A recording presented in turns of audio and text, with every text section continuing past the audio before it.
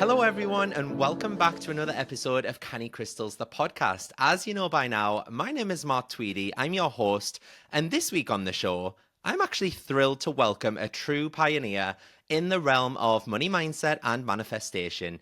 You might know her from her groundbreaking books, Lucky Bitch, Get Rich Lucky Bitch, and Chill and Prosper.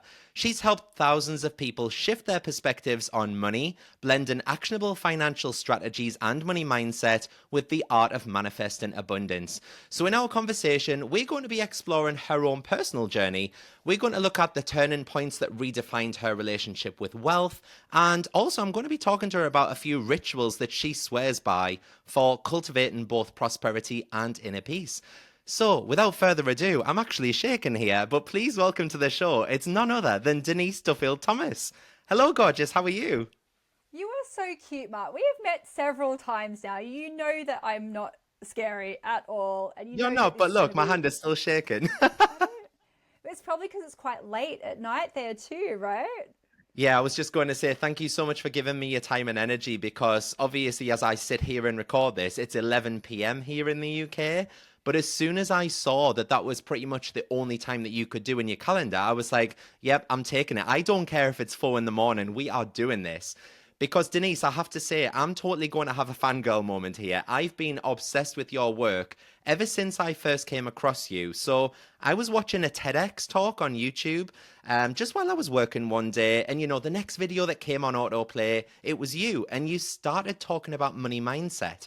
And as I was working away, I was just listening to you thinking, who is this woman? I could totally relate to everything that you were saying. And then shortly after that, I followed you on Instagram. I saw that you had this incredible container of people kind of all wanting to enhance their money mindset called Money Bootcamp. And I joined. I joined like that, all off the back of a YouTube video. And then I think Wow. about a year later, I was doing a podcast episode all about money mindset. And I sent an email to your team asking if you'd like to come on the podcast. And then, as if by magic, here you are. This is a huge manifestation that you're here. So thank you so much for your time, firstly. Of course. So, and thank you for being part of my community. As you know, we don't have a lot of men in our community, Yeah. and I love your energy in there and the perspective that you bring, and I love that the work and seeing what you have created so quickly has been very inspiring. Oh, thank you. I want to start off by asking, how did your personal journey transform your mindset about money and lead you to embrace abundance? Kind of, what was the turning point in your life when you realized that shifting your money mindset was actually key to your success? I was actually quite young, so I grew up kind of. Did you ever watch Home and Away? Oh, yeah, I loved Home and Away. Okay, so the best way I can explain it is I lived in a town that was very similar to Home and Away. So it was a beach town, and I grew up with a single mom. We didn't have a lot of money, but I wouldn't say that that was the thing that defined my money mindset. The thing that really drove me from a young age was this feeling of wanting to have financial independence. Because I saw my mum, she'd be in relationships that weren't great, but she felt like she had to be because of money, and she didn't have a lot of choice. I saw the same thing with my grandmother, actually. My grandmother from a very young age would tell me how much she hated my grandfather, which is really horrible. But I, all of the women in my family, most of the time they were single parents, didn't have a lot of money or power. And I was the oldest grandkid. My mum had me when I was 17. And they would always say to me, never trust a man. And I'd go, okay, I won't. And so I kind of had it ingrained in me from a young age that making my own money was such an important mission, I think, for me. Which has its own overcompensations, which we can talk about later, of when you're so fiercely independent, you could become a bit of a control freak, Yeah. right? And, it has its own stuff. So I'm not saying that was a healthy thing at all. But I used to watch Oprah after school. And so I'd race home, I'd watch that, and I felt like that planted a lot of seeds for me of just realizing there are things greater than ourselves, because her show would be very diverse. One week it would be about the AIDS crisis, another week it would be an author, another week it would be about practicing gratitude. And so I really soaked these things up, and I remember after school, I'd always go to this bookstore because having undiagnosed ADHD, I'd forget my keys every day and I'd always be locked out of my house until my mum came home. So I'd go to this secondhand bookstore near my house. And at first I read Stephen King books and I would just sit in there and read. But I found this book one day and it was called The Magic of Believing. And it was by Claude M. Bristol. And it was kind of one of those books of that time, very much like Think and Grow Rich or like any of those metaphysical books that came out at that time, very much written for men and almost written for like salesmen in a way, because they would always talk about, when you're going out and talking to people, be positive and use their name and make eye contact and speak out loud what you want to create. And that was the first time that I realized that you could change your thoughts and that you could change your reality. It really planted a massive seed in me. And I think that led me to a few other books, but like How to Win Friends and Influence People, I read as a teenager too. And so I started to practice journaling and writing goals out and affirmations. I really struggled with studying, but I found this subliminal affirmation cassette. And I listened to that as a teenager too, to study. And so it was really hard to find all of these things, right? And you know where you'd find them? At crystal stores. Yeah. Back then. That was a real portal, I think, to learning about tarot and crystals, but personal development, I think, came from those beautiful crystal stores that I think were such lifelines to so many people, especially, in small towns. So yeah, that's kind of how I started, really. And then from there, it's very much trying to find my path in how to use those tools to helping people. So it wasn't until I was in my 30s that I became a coach and became a business coach, and then realized how much I loved talking about money. But even then I felt very fearful about it. And so I've always then asked the universe, and I said, hey, universe, I will talk about money, but you have to make it really easy for me and send me nice people, and I'll do it. But so I've always had that kind of relationship, I think, with the universe to believe in synchronicities and to pay attention to those things. I love that you bring a lot of manifestation elements into your books as well. How did you weave that kind of personal experience into them? What was the most challenging part for you in writing your books? Well, procrastination is probably the biggest thing. I'm not someone who can just sit down and write things. So actually, one of the first books I ever wrote was about internet dating. And I think I've always been the person who, like watching Oprah after school, distilling lessons and then sharing them with other people. And so my first book was, I'm doing internet dating as a young single person living in London. Wow, people are really bad at that. Let me show them a better way. And I think when you get over the fact that you don't have to have the perfect book, then you can just be like, oh, here's some advice that I know, and do this thing. And having deadlines for writing books has been very, very helpful too. Yeah, I've just recently launched my first ever book, my first published book on February the 6th. And wow. I think the accountability calls every 2 weeks just to make sure I was where I was supposed to be, that really helped because I procrastinated a lot. And I think within my second week of writing my book, when I first started it last January, we welcomed our baby boy. And it was just so hard to then have a baby here and a MacBook here and just be trying to type and he's crying and it was chaotic. So I totally get what you're saying with the procrastination because you just want to put it off all the time. But I have to say, Chill and Prosper is one of my favorite books of all time. I learned so much from that book. So in your view, what does it really mean to make money with ease? How can other people adopt that approach? Yes, because I think we're in a tricky time sometimes, especially when there's economic inequality. There is so much going on in the world. And actually, it's perfect you asked me this question because I was quoted in an article this week, actually, and it was a negative thing. And it's really just played in my mind. And it was when times are tough, people turn to manifesting. And it was kind of a little quote for me, and it made me sound very trite. And it was like, oh, Denise just says, oh, if you want to be a millionaire, just do it. And I've really resisted emailing the author, not because I feel insulted, because I totally get what she's, I totally get where she's coming from, that we have to be careful sometimes to not gaslight ourselves that there is stuff going on in the world, and not gaslight other people and think, oh, the only answer is to sit and meditate and money will fall from the sky. Because we always have to meet the universe halfway. We always have to do the work. Like, none of your success has just happened, has it? Yeah. Right? But the mindset piece has helped 100%, because we can block ourselves by all our negative thoughts and feelings about money. And if you're constantly saying to yourself, I'm not worthy, I'm not good enough, you're not going to do any of the work to put yourself into that. When you can have that bonus of going, good things happen to me. Like, I'm always looking for good, people like me, people will buy from me.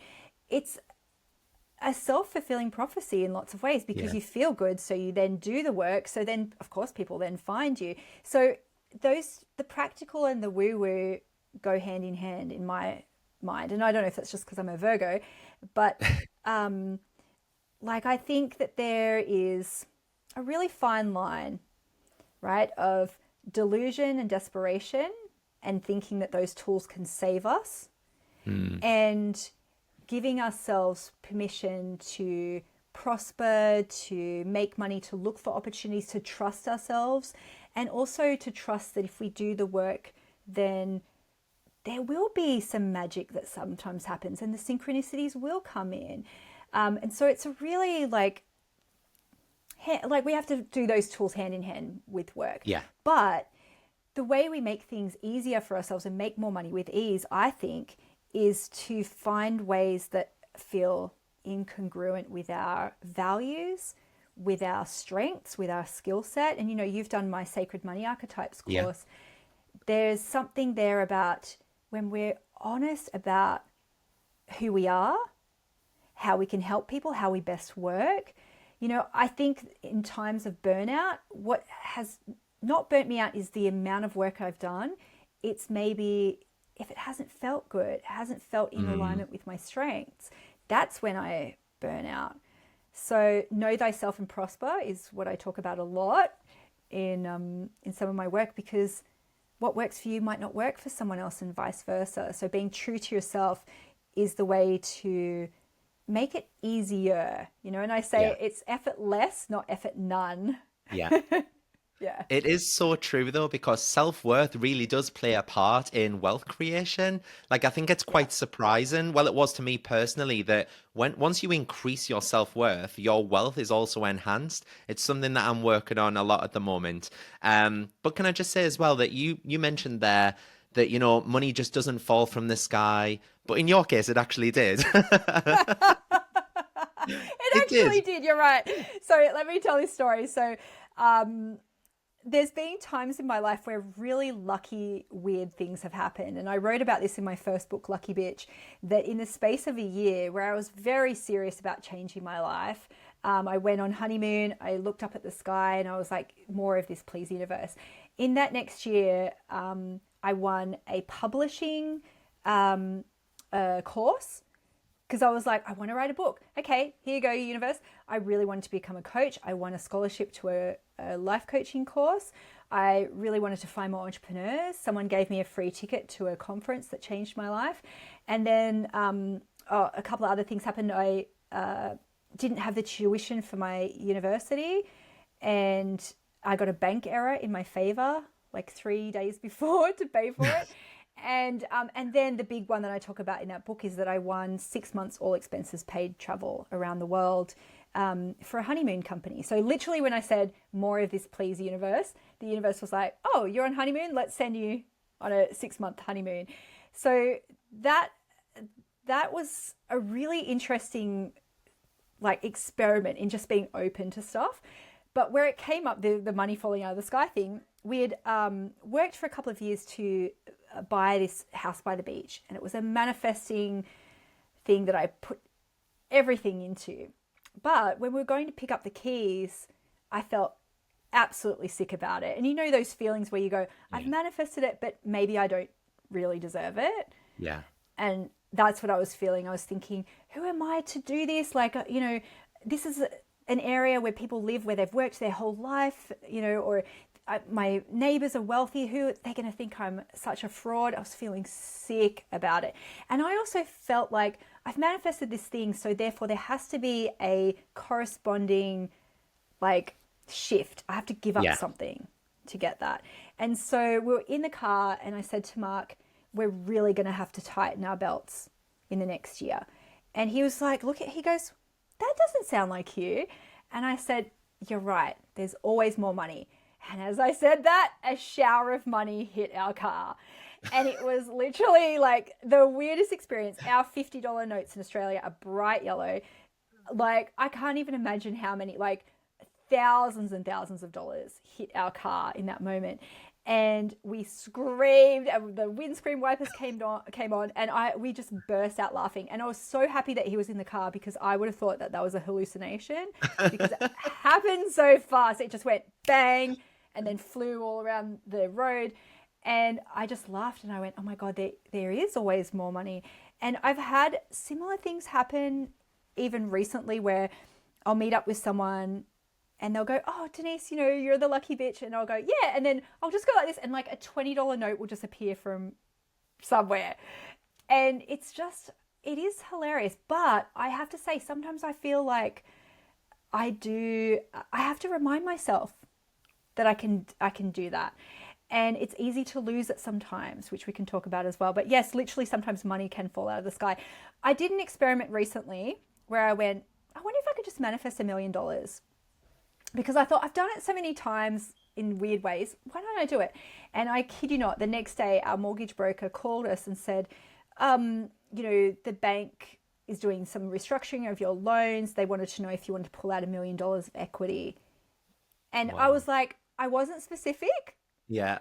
Like saying free and clear, but I just wanted to experiment to see if I could do it. And it's like, sometimes you do have to be a bit more specific, but also sometimes it is a practice, right? And it's a practice in what happens when those things do happen. Do you talk yourself out of it? Do you then sabotage in another way to kind of balance the universe out? It's a really fascinating experiment.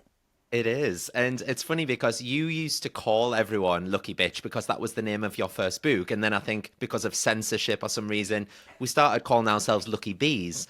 And, the little bee is a little symbol of Money Boot Camp. And every time I see a bee, I'm reminded of that. And it anchors me into that, I am a wealthy bitch. So it's funny because just the weekend just gone, I spent like a week in the Bahamas with one of my friends for our 40th birthday. We were at this really, really bougie hotel. And the whole time I was there, I was like, oh my God, the room bill came to like 5,000 Bahamian dollars. And I was just like sat there with fear. And the night before we came home, we went to the Four Seasons Hotel for this beautiful meal. And as soon as I walked in there was a huge, and I mean huge, piece of artwork by an amazing artist. And it was on the wall, and it was just a giant bumblebee. And for me, that was a symbol to think, okay, you can afford this. It's fine. And it just brought me back down to reality. And I just thought, you know what? I am a lucky bitch. And I can afford this. And I'm so lucky that I'm here in the Bahamas with my friends when some people are at work and, in the snow back home. And I just thought, yeah, I am a lucky bitch. So when it comes to luck with you in the context of creating wealth, what role does luck kind of play with that? And, does mindset actually play in it, or is it just luck? I love this question because I read this book a long time ago that shifted something for me. It was called The Luck Factor. Okay. And I think it's Richard Wiseman. And he talks about a luck experiment that they did. And so they put in the paper, do you think you're lucky or unlucky? Or I can't even remember what the wording was. And they had to go to the office and fill out forms and stuff. And they planted money outside of the building. And it was really interesting because they did a bit of a study on who found the money. Was it the people who described themselves as lucky Of course it was, rather than the people who describe themselves as unlucky, right? And Mm. so you go, well, what is that? So I was at the fair recently with a friend, and she was saying, I never win anything. I never win anything. And I was like, well, don't say that. Like, which one do you want to win? And she's so admired in that I never win anything. And so what he discovered is the people who were pessimistic by whatever metrics they used, they never really found the money because they're not expecting good things to happen to them. Yeah. And even if they do see the money, they would be, well, that's not for me. They just wouldn't see it. Two, they wouldn't see the opportunity. So he said, when you describe yourself as lucky, you're looking for opportunities. You're putting yourself in in places where you could find opportunity. You're more inclined to say yes and to take action on those opportunities. And then, of course, it becomes self-fulfilling. Yeah. And so is it magic, or is it a series of tiny little coincidental things? I think it's a bit of both. Yeah. I I believe really it's a bit do. of both. I do think it's a lot to do with mindset as well. Like, there was a few years ago, I was on a TV game show in the UK, and I specifically said to my partner before I went, I'm going to win £3,500. Now, there were four contestants on that show, and there was one girl who was quite sheepish. She was quite shy and nervous, and she admitted at the start, I'm no good at general knowledge questions. I'm not going to win anything. Everyone else won something, and she came last, and she didn't win a thing. So backstage, I was talking to her because I just recently discovered The Secret at that point, and I said, "Give this book a read. It'll change your life. It'll change your perspective and your mindset about how these opportunities can come about. When we've got our RAS going on in our brain, and we are actively looking for things to be positive about, positive experience naturally come to us." So I explained all this to her. She added me on Facebook, and I think it was like probably about 6 to 8 months later, she messaged me and said, I've just won loads of money because of your recommendation with that book. And I was like, oh my God, how much did you win? She won £10,000. And I just thought that is because you've changed your mindset. You're actively now looking for it. So I do kind of think that there's a lot to do with mindset, but it is luck. But I think it's luck that we bestow upon ourselves from the mindset shifts that we create within us. Absolutely, because you think, like, if I don't win anything, you see an opportunity like a contest that you have to enter. Well, there's no point. Yeah. There's literally no point. I never win anything. Whereas when I won that all expenses paid trip around the world, it was literally because I was telling everybody, I was like, Mark and I are going to go traveling. And so a friend saw the ad, she sent it to me and said, this is your perfect job. She thought of Yeah. me because I had been saying it out loud. Mark came home and I was like, we're going to win this. And he was like, what do you mean? I said, we have to do a video. We had to get it in by midnight. It was the most frustrating thing. I wish there was outtakes because we would do it and I'd be like, you weren't looking at the camera, you were looking at the other side of the phone. And then he'd do it and I was like, I'm going to murder you. Like, what are you doing? But because I was like, we're going to win this because I put out to the universe. So the hurdles, so many more times I would have gone, I can't be bothered. I can't be Yeah. bothered. It's not, what's the point? I'm not going to win it anyway. No one ever wins those things. They're a scam. And it took maybe 3 months of different tests and every time I was like, but we're going to win it. One of the things too that we did in that is when we got to the top 10, we got invited to a weekend retreat where we had to do, it was like the Amazing Race things.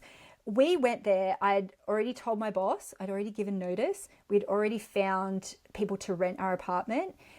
Whereas most of the people there, they had all these things. And what am I going to tell my boss if I get this? Yeah. What am I going to do with who's going to look after my cats? What am I going to do about the thing? I'd sorted all of these things out. And people then were saying, but what if you didn't win? One, it didn't matter because I was like, well, I'll just find something else. Because I'm ready to go. That's what I've said that I wanted to do. I want to go traveling around the world. This job isn't the destination. This is something that has been sucked into my determination. And if it's not this, it's something else.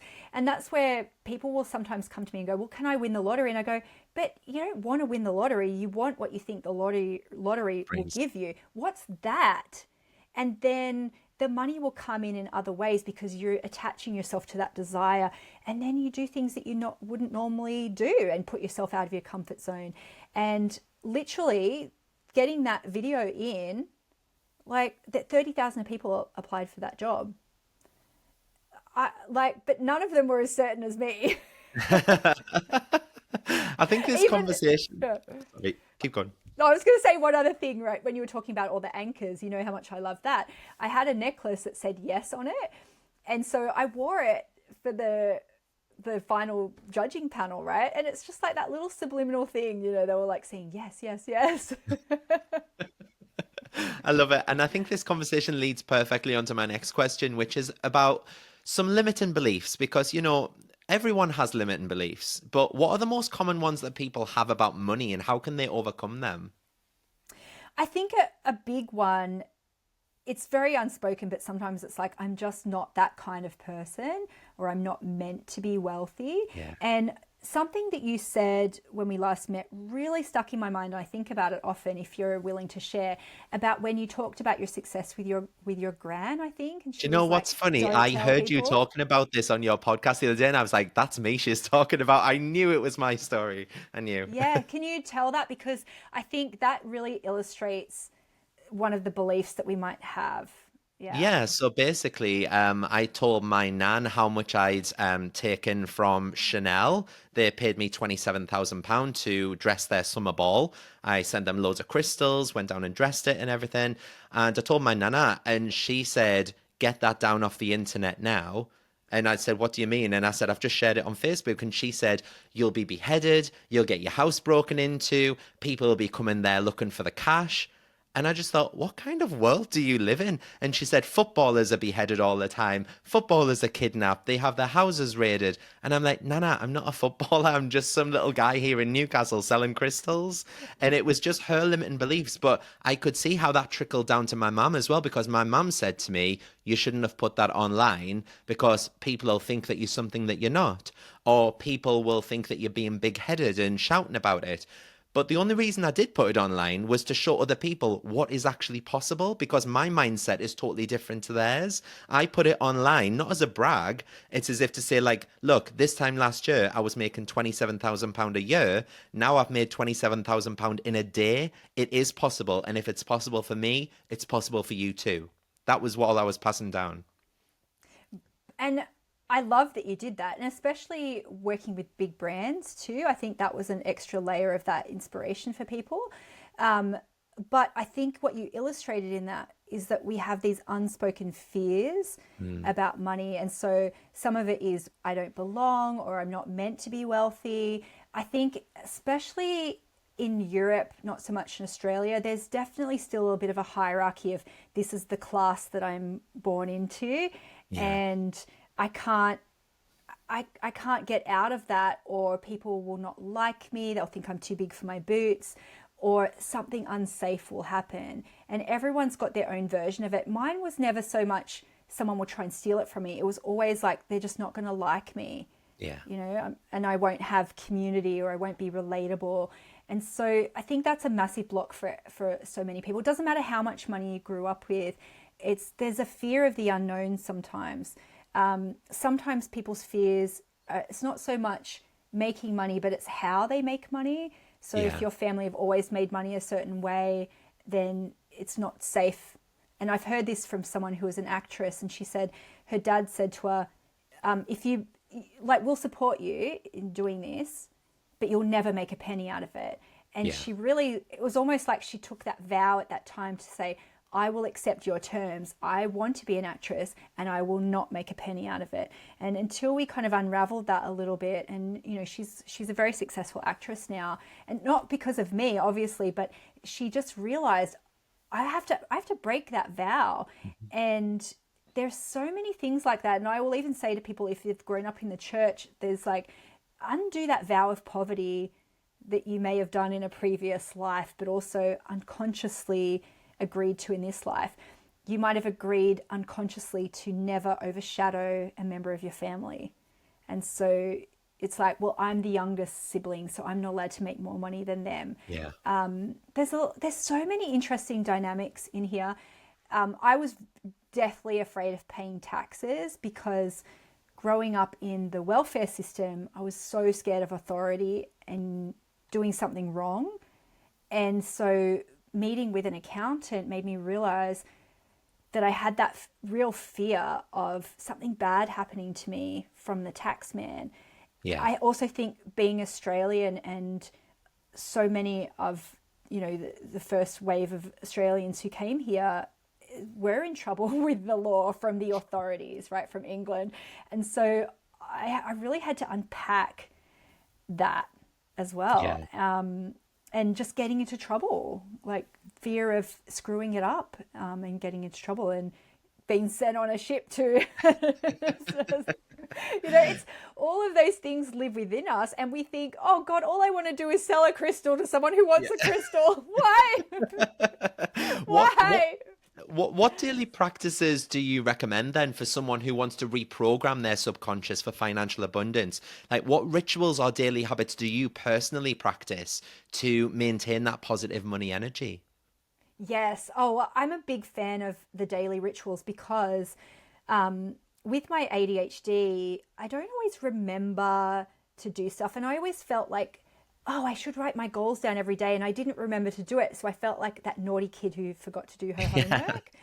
And so the things that I teach are very much about automatic upgrades in your life and also anchors. So as you know, when we first come into Money Bootcamp, there is a bit more work at the start of just like uncovering some of your money memories and uncovering some of the big stuff.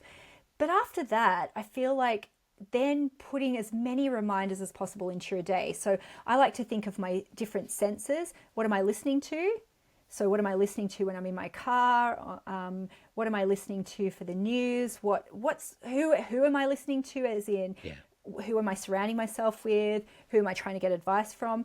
I think visually, what would make me feel abundant? So there's a lot of things actually in my office that are a little money anchors. So you can see my typewriter. I've actually got 2 typewriters in my office. They were a very important anchor for me at the start of my writing journey to remind myself, to kind of trick myself into believing that I was an author. I also put author in my bio in my email, and I would look at that for a year. I just went, what a fraud. And then people start to believe you, right? There's my blue combi van. So for me, that's freedom. I owned a combi for a while, and then I realized it's not freedom because they break down a lot. There's a Goddess Fortuna. So you can see my little Goddess Fortuna there. So she was a massive anchor for me because she's blindfolded, but she's smiling, and she's carrying a horn of never-ending money. And it's the trust in the abundance of the universe. So I've got a lot of things. Blue, even as a color for me, is an abundance anchor for when I was manifesting my beach house. And like everything in my life is blue. Yeah. And so there's a lot of things that you can do to activate your scent. Smell for me. What did my beach house smell like? What does, like when I was manifesting my rose farm, like what does my rose farm smell like? All of those things are to crowd out the negative thoughts that are naturally going to come in, and also to make you feel good now. And I'm a big fan of that, is don't think of you now and your future self as 2 separate beings. You are flawed and they are perfect. You are that person already. So what can you do to start to meld those versions together? So if you've got your future life where you think, I'm going to get up every day and do yoga and I'm going to do all those things, well, what are those things that you can start to experience now? Because if you can't experience that now, you're always going to be pushing it away. And so do you allow yourself to use your best mug? Do you get yourself a fresh tea bag? Do you give yourself permission to wear clothes that feel good now, even if you're thrifting them? Are you, and so this is where I always talk about the upgrading your life, is that you do it so incrementally that none of it is so jarring that you think, well, that's not me. Yeah. It's like, oh, and you increase your standards bit by bit. You don't realize, I think, at the start of your journey, how many things you put up with, that you deny yourself.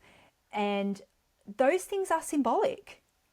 They're very symbolic. And then as you make more money, you can upgrade, more things. But actually, I find that the things at the start are more about permission Yeah. and giving yourself permission to have pleasure and to like what you like. I was And going it's to a say some practice. of the little things that I upgraded when I first joined Money Boot Camp were just like socks with holes in, and I thought that's not wealthy. Why am I putting up with that? Or like I'd have a mug and it would have a little chip out of the handle, or just chipped crockery, that kind of thing. And I just thought, why am I putting up with this? And then I think one day I decluttered my wardrobe and I thought, what are all these mismatched plastic crappy hangers? And I got some really bougie, like felty veloury ones. And I just match my entire wardrobe. And now every time I open that wardrobe, I feel wealthy just looking at it. And it is just a little anchor and a little trigger. And it's just such a small little thing. It cost me like £10 or something to get all of those hangers. But it just anchors me into wealth every time I do that. And then I give myself permission to go a bit bigger and I upgraded my car and, all these different things. So thank you for that. And I think thank you as well for bringing tapping into my life. Because before you, I didn't even know what tapping was. And I remember being sat on a call one day and we were all doing this. And I was like, what is happening? What's going on? Is this witchcraft? And I use tapping every single day. It's one of my favorite spiritual practices that I do. It's just a great way of like clearing all of that negative chatter in my head and replacing it and tapping in kind of new affirmations. And I know you use tapping a lot, don't you? But you use it in Yeah. terms of business as well. Is that kind of how you keep your business operations so chill, even when challenges come up for you? Um, yes and no. Like I would say the reason why my business is chill is because I've systematically like decluttered. I love you brought up decluttering things that don't feel good and Yeah. to be true to myself, what works for me and have boundaries. I definitely needed tapping a lot in my early days. I actually found it when I was working in corporate.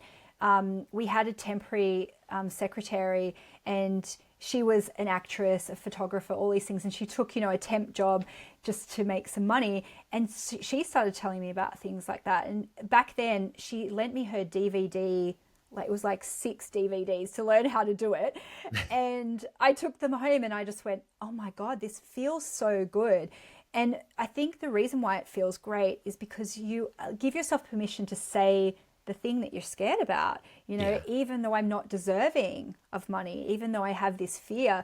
And I use it for when I do public speaking, when I'm nervous about something, but also the feeling that still comes up sometimes that I'm not worthy still comes up all the time. And so I don't always sit and, write it all down, but I could just be like, I deeply and completely love and accept myself.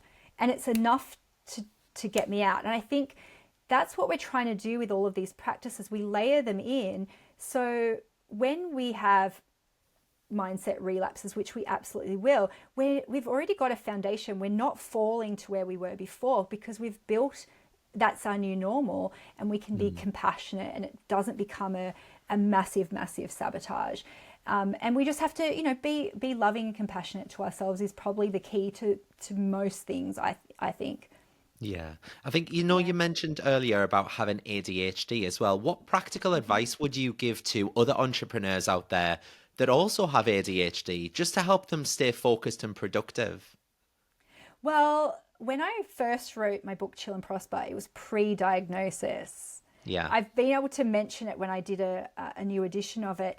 And so I didn't realize that I was writing an ADHD manual for entrepreneurs because so many things in there were how I'd learnt to manage my ADHDness. So one of the chapters in there is called Keyless Life. Yeah. And that the concept of that is how do you make things as easy and stress-free as possible. And so it started for me because I used to lose my keys all the time. So from when I was a kid, from when I was a teenager, from my 20s, when I was living in London, I'd have to sit outside and wait for my flatmates to come home. And so I put electronic keypads on all of my houses.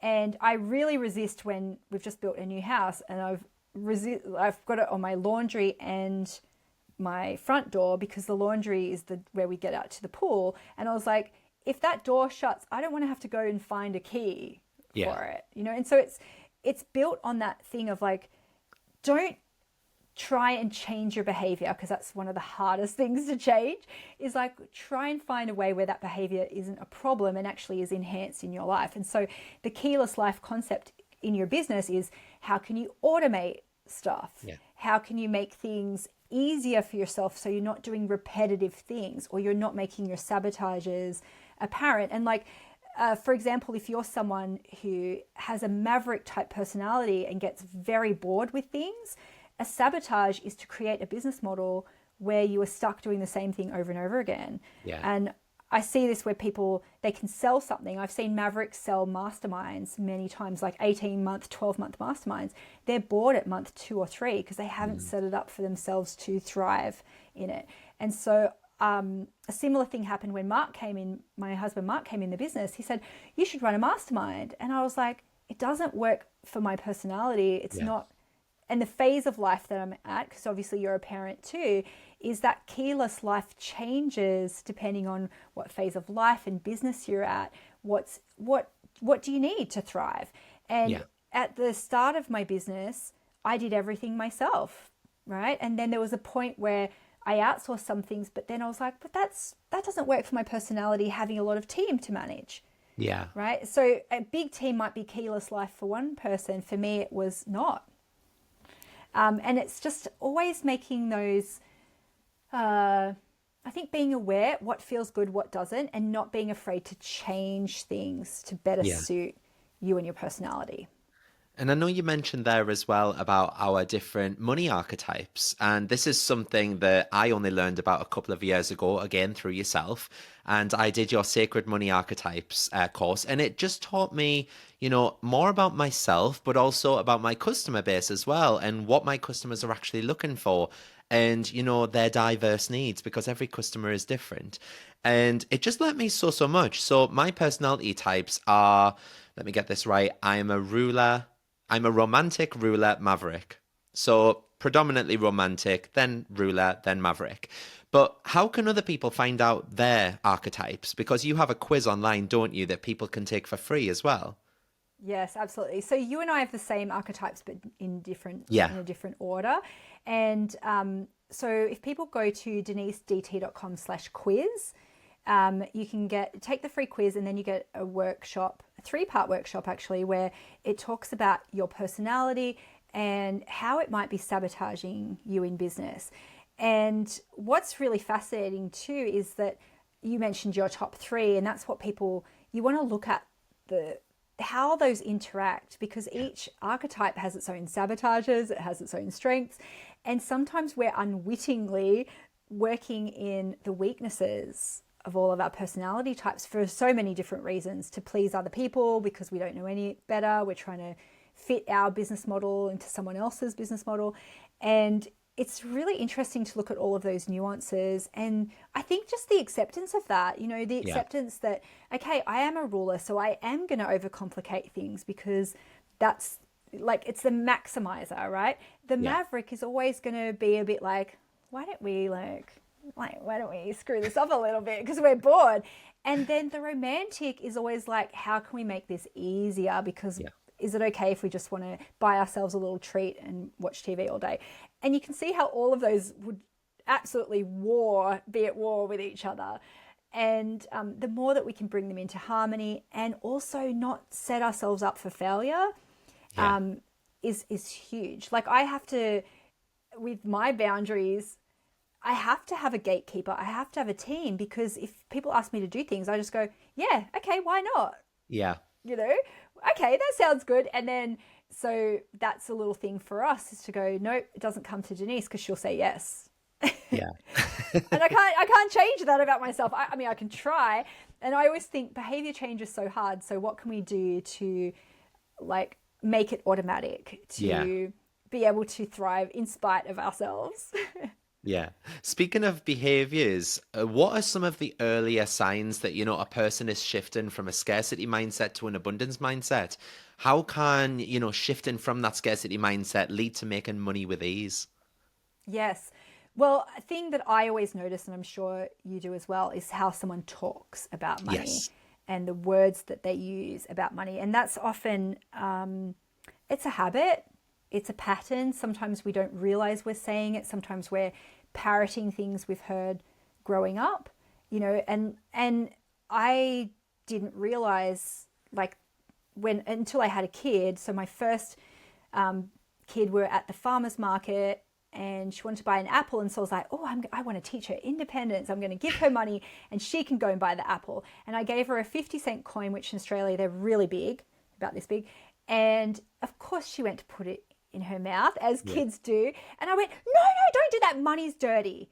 And I went, how many times have I heard that as a kid? And I didn't consciously remember hearing it.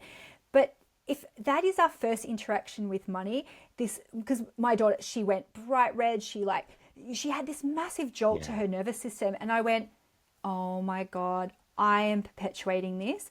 And so I wanted to undo it really quickly in the moment. And I said to her, I went, we don't put money in our mouth. In our family, we take care of money. And I'm aiming for neutrality around things. So one of the first things you can do is just to be aware, what am I saying out loud? And often then you'll hear it in other people. You'll hear it in your friends, your partner, your parents. And it's very tempting at the start to then try and just fix everyone else's stuff all the time. So I think just changing your words, first of all, is really powerful. I love affirmations for their just quick little jingle way. And so very, very early on with Mark and I, when I wanted to try and change the language, I'd say to him, lucky we're rich. If something bad happened, instead of just going, oh, I can't believe this happened, or I just say, lucky we're rich. And it became a bit of an anchor for us that we use all the time, even now. And we actually are rich now, just to go, oh, it's okay. We're safe. And that doesn't mean that bad things don't happen to me, but I can just go, oh, lucky we're rich. And I even encourage people, if you don't feel rich now, to try it, because you actually start to realize, you go, you know what? I am richer than 99% of the people on this planet. Yeah. Like I am, even if I don't feel it right now. So you start with the language, and then the upgrades to make yourself feel more abundant is you can start doing that. And then also to deliberately put yourself in situations to practice feeling more abundant, like going to fancy hotels. You might not have the money to stay there, but you're allowed to walk in and use the bathroom. Mm-hmm. You're allowed to, I remember checking my bank account to see if I could afford a glass of champagne at a fancy restaurant in town. But I felt wealthy, and I toasted myself, and I was like, more of this, universe, more of this, please. And it is a little fake it till you make it stuff, but it is also like acclimatizing. If you are going somewhere where the air is thinner, it takes you a while to acclimatize to it. And I feel like wealth is the same way. You start to, you go, I don't belong here. Oh, maybe I do belong here. Sometimes it's demystifying those things. Like when a friend she's a celebrity archetype, so she feels very confident being in fancy stores. Even as a multimillionaire, I didn't feel as confident. So she took me in there, and I realized, oh, these are just normal people. And then you can start to get that discernment. Do I like it? Do I not like it? And I do think as people become more abundant, you do make mistakes around it. I don't know if you have, but I definitely have, where I've gone, oh, obviously I have to wear fancy shoes now. And then I go, it's not really me. Yeah. Yeah, you overcompensate, but then you find what your real tastes and desires are. And I actually have come almost a bit full circle now. I love thrifting again. I love, but I don't make it mean anything about myself. I can buy something that's expensive, and I can buy something that's cheap, and I feel okay either way. Yeah, I love that as well, because it is kind of, embracing a manifestation mindset as you do it. Do you think that that's influenced the way that you make financial decisions in your business, in your personal life? Do you think that you always just think, oh, well, there's always more, and, the universe is abundant, so it's fine? Or do you sometimes hold back? How do you make those financial decisions? Well, again, I think it is so personality driven, right? So when I was poor and when I've been rich, I have made instant gratification decisions. And so I've made really dumb investments. Yeah.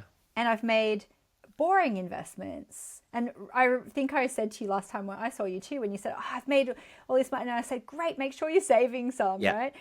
Yeah, because I feel like that's the challenge is, your money personality doesn't change, right? No. And so I remember when I was a waitress and a student, and I bought this antique tuxedo for $300 because it felt really good. And it was just such a dumb decision to make because I probably spent my rent money. But then I've done that with money too, right? So I've always made sure that I have smarter people than me. And sometimes I listen to my financial advisors and sometimes I don't. But see how it's that the lesson is there's not me and a perfect version of me. Yeah. And so you will still make mistakes. You know, making money doesn't make you perfect, but not having money doesn't make you better than anyone else either, right? And so once you have that self-compassion and humanity, you go, oh, I'm allowed to be rich. I'm still going to make mistakes. Like, oh, I'm still, you know, whatever trade I am, that is me, just with more money. Yeah. I did think that that was a little bit risque because I was going to actually ask you something around that. I was going to ask, do you believe that manifesting wealth is more about energy and mindset than traditional financial planning? Oh, that is juicy. Yeah, interesting because I have seen people make lots of money and lose everything. And I really felt like I was not on that trajectory so much because I know that I would always just work. But I could see, I was like, oh, you have to really like respect the time and the economy that you're in as well. And so a couple of years ago, I could kind of see that coming. And I remember speaking to our financial advisor and they were like, you guys, you're making heaps of money, but you're not spending it in the best ways because we had our big beach house, we had our farm. And so we went and bought a lot of very boring investment properties. And we did a little bit of stock market stuff. We're doing that more now and making sure that we've invested in our pensions and all that kind of stuff. So I think it's both because sometimes they have been flabbergasted by, like they've said, no, don't do that because it's not sensible. And I'll go, watch me. And they'll see how that has driven me. But also I'm really grateful when I wanted to take some time off over the last 18 months that I could afford to do it. And also with there's so much instability that's happening in America at the moment. My business is very American focused. Yeah. So I love the fact that we don't have to do a launch and we can shift other financial things around. And one of the reasons we're selling our rose farm is because we've identified it as a risk for our family. Yeah. You know, and so that feels like there's a real, I actually did a lot of work around this with my kinesiologist because we'd had the farm for 6 years. And it's something I've never been able to put my whole energy into. So the business side of that is both a distraction, but also it's not how I would want it to be, right? You know, like the Airbnb stuff does great, but then I go, why isn't there rose toilet paper here? Oh, okay, I have to create a manual for my cleaner for the thing, you know, and it's a distraction from my business. And so I was saying to my kinesiologist, I was like, what block is it? Am I bored with it? Or is it my block of being stubborn and doing something beyond like where it's helpful for me? And I wrestled with that for so long. And I feel like I got to a point where I was like, oh, I can choose to sell it. It doesn't mean anything about myself because the dream has changed and shifted. Yeah. And I don't have to overcompensate and stay with something if it no longer brings me joy because other people are going to think I'm a flake or that I haven't tried hard enough. It was really interesting. I did months and months of work on that before I even told anybody that I did it. And so that felt like a graduation in myself. But another like kind of sensible thing I did recently was just deciding not to do a launch. That felt like, I was like, oh, I can just choose not to. Like I don't have to manipulate time and space and pull all these big manifestations out of my butt to make it happen. I can also choose not to. And that shifted my ego and identity a little bit too, because I was like, no, but I'm the girl who can. And I was like, oh, maybe I can choose not to as well. So I think it's a mix, right? Again, it's that practical and woo-woo they can combine, because I see people sometimes flying too close to the sun. Yeah. And you know, that whole thing, there's always more money. I think I took it a little bit to the extreme, because then I was like, yeah, but you're allowed to save some. Like, you Yeah, don't of course. always have to be, oh, there's always more, there's always more. It's like, yeah, there is. And you can also just take some time off. Like, that was a hard thing for me Yeah. to reconcile, I think. I was going to say because there's a lot of studies about, lottery winners and things where they've actually won and come into a lot of wealth, and then they've tend to either blown it or lost it on stupid financial risks that they've taken. And I think it's just because their money mindset isn't there. So I was kind of wondering, just before we wrap up this episode, Denise, like, what is one unconventional tip that you would offer to those who feel stuck in their current financial situation? And I was going to say, I bet she says shave your legs because, You we read my are all mind. bald now in Money Boot Camp because we're always bloody shaving. So what is one unconventional tip that you'd offer? Yes, well, that's exactly what I was going to say. But uh, I think the story behind that is how powerful decluttering can be, Mhm. and to change your state, but also it serves so many purposes, right? Back when Yeah. I was coaching people on finding their soulmate, it's what I got them to do as well. I said, declutter half of your wardrobe, declutter half of your bed, declutter your calendar. I had a lady who, she was like, I want to manifest a soulmate. And I said, you're running a meditation like studio out of your house. When are you going to go on dates? Like, there's no space. You can't even get in your door without it being a business. And so whatever you want to create, you can let go of something first. And it's a bit of a Yeah. show of faith sometimes. So if someone says, oh, I want to start a new business, well, what are your failed businesses? And do you still have the business cards lying around? You know? Yeah. And same with every time I've wanted to sell a house or even buy a house, I've gone, I'm packing. And actually, when I decided to sell my beach house, it was Christmas. My mum had her friend over, and I said, let's put it on the market. And her friend's going, what are they doing? Mum's going, they're decluttering. They've made the decision, like, because they know that's always the first step, right? Make Yeah. space for something. And so I always say in Money Boot Camp, when in doubt, shave your legs, because sometimes we just need to do something to shift the energy. That might be for me. I'll sometimes go into my phone and delete some screenshots, or delete an app, Mm. or close down all the tabs on my computer, or scrub something, because I want to shift the energy and I want to tell the universe, I'm ready. I'm ready for more. I'm creating a vacuum so you can fill it with something good. And sometimes we think, well, I can't get rid of that cup with a chip on it because I won't have a cup. And I think that's that faith thing, right? We realize, Yeah. oh, I don't believe something good is going to come, or I don't believe I'm worthy, or I can be trusted with a nice cup. And when it's all those little low stakes things, they are practices for receiving more. If you can't accept someone buying you a cup of coffee and you're pushing away that abundance, then it's really hard to have those bigger abundances, right? Yeah. Because you're not open, to it. And remember, I think it's that perfectionism. You're not going to be perfect with or without money, so it's more fun to be imperfect with money than without it. Amen to that. Well, Denise, it's been an absolute pleasure talking to you. After meeting you in Bristol back in 2023, that event changed my entire life. So thank you so much from the bottom of my Wow. heart for being here today. It really was a huge manifestation of mine to have you here. I feel like such a fangirl sat here talking to you.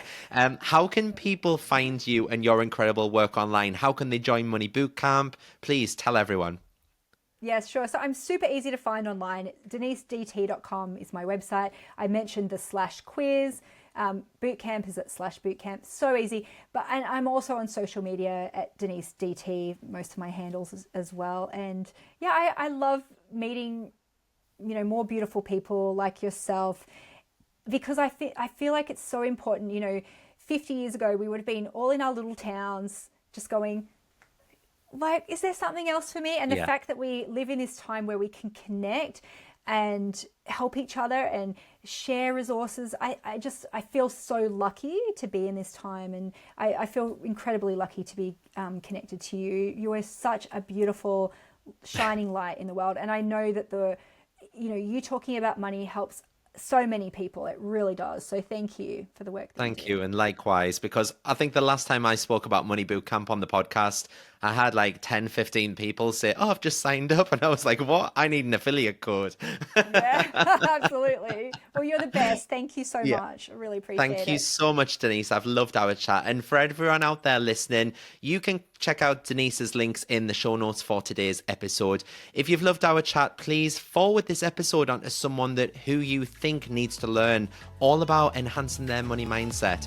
Don't forget to also rate, review, and subscribe wherever you're listening to this podcast at. And I will see you all again next Friday. Have a lush week, everyone. Bye.